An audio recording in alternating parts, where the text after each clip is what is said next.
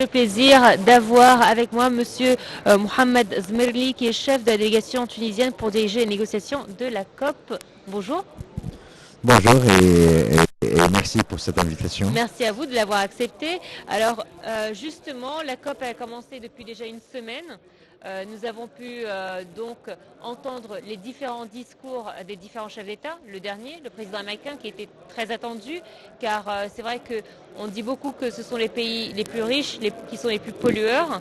Et on a eu une longue absence des États-Unis, surtout dans leurs engagements envers les pays africains. Tout d'abord, qu'est-ce que vous avez pensé du discours du président américain? Oui, je pense que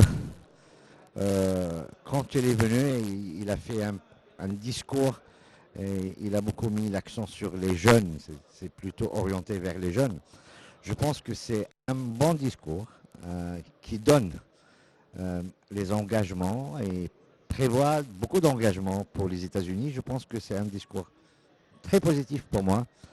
Euh, mais il y a peu d'engagement. Par contre, pour que les États-Unis prennent plus d'engagement envers les pays en développement, on n'a pas beaucoup entendu en fait des engagements pour appuyer les pays en développement les plus vulnérables, ni des éléments clairs sur comment les États-Unis prévoient d'appuyer financièrement le développement et surtout l'adaptation, les questions d'adaptation au changement climatique pour les pays en développement. Donc c'est un discours euh, important, c'est un discours d'engagement pour les États-Unis, mais au niveau des États-Unis, mais pas en dehors des États-Unis. Je pense que M. Biden, le président américain, il a beaucoup plus donné et des engagements en interne, mais à l'externe, envers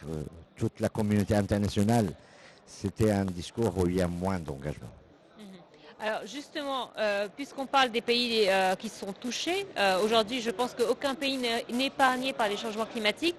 La Tunisie elle-même est menacée que d'ici 2050, la température devrait augmenter de 1,9 degré, soit 10% par rapport aux valeurs actuelles. La Tunisie envisage également de présenter un projet, si je ne me trompe pas, promouvant une agriculture résilienne au dérèglement climatique. N'est-ce pas? Pouvez-vous nous en parler justement? Oui, je pense qu'au niveau africain et au niveau arabe, chaque pays est en train de voir et d'évaluer sa vulnérabilité.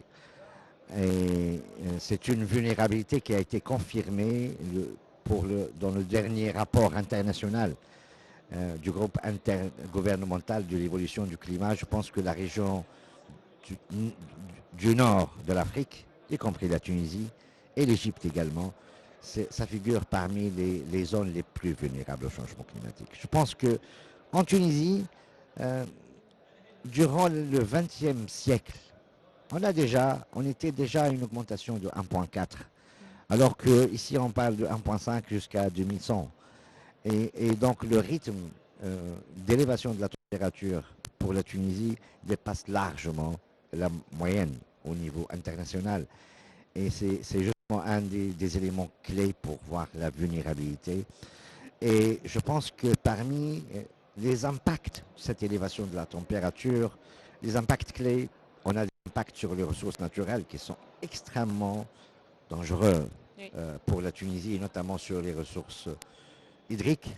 Euh, la Tunisie est parmi les pays les plus pauvres en ressources hydriques dans la région africaine, bien qu'elle est située au nord de l'Afrique, et on a parfois l'impression que la Tunisie est fortement dotée en ressources en eau, alors que la réalité, ce n'est pas ça. Je pense que pour, on a une urgence de travailler sur une meilleure utilisation des ressources en eau, mais pas uniquement. On a des impacts sur la sécurité alimentaire qu'on est en train de voir. Je pense que c'est généralisé et surtout avec le contexte politique actuel et la guerre entre la Russie et l'Ukraine, on a beaucoup plus de pression sur l'utilisation des denrées alimentaires et je pense que la Tunisie figure parmi les pays les plus impactés. Et donc, c'est exactement ça. Le premier projet qu'on a soumis pour le Fonds vert sur le climat. Il porte justement sur la sécurité alimentaire et c'est notre premier souci parce que ça fait partie de la préservation des écosystèmes, de nos ressources. Ça fait partie, c'est le droit à l'alimentation, c'est un droit de l'homme.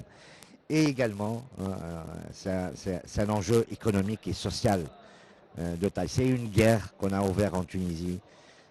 L'impact du changement climatique est très clair par rapport aux enjeux de la sécurité alimentaire. Et je pense qu'actuellement, on a identifié en Tunisie 4 produits agricoles qui sont extrêmement sensibles au changement climatique, qui sont la céréaliculture, tout ce qui est blé. Et comme vous savez, c'est vraiment un produit de premier chef au niveau de l'alimentation. Le deuxième secteur, c'est les oliviers. Vous savez que la Tunisie est parmi les premiers pays qui exportent au niveau méditerranéen l'huile d'olive. Mais on est en train de voir un déclin très, très remarquable. Et parmi cela également, le troisième secteur, c'est les produits de la pêche, qui sont également importants par rapport à la sécurité alimentaire. Et le quatrième secteur, qui est également important, c'est les produits des oasis, et notamment les palmiers dattiers, qui sont très vulnérables au changement climatique. C'est toute une économie qui est menacée. C'est en fait ça, c'est toute l'économie qui est menacée. Et c'est pour cela que la COP27 aujourd'hui, c'est vraiment un cri d'alerte pour dire qu'on ne peut plus attendre. Et la COP27 est la COP de la mise en œuvre. Et il faut que,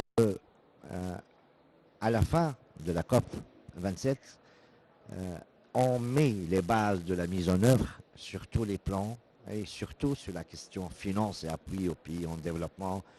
En tout cas, je pense que tous les pays en développement ne seront pas en mesure de quitter l'Égypte avant qu'on ait quelque chose de très rassurant sur l'engagement, surtout des pays en développement, développés, pour appuyer les pays en développement très vulnérables au changement climatique. On l'espère en tout cas. Merci à vous de nous avoir donc parlé de la Tunisie et des problèmes que rencontre la Tunisie. C'est très important et on espère qu'on arrivera à des solutions et à une action claire pour justement tous les pays africains et les pays du monde qui sont tous touchés par les changements climatiques. Merci à vous. Merci.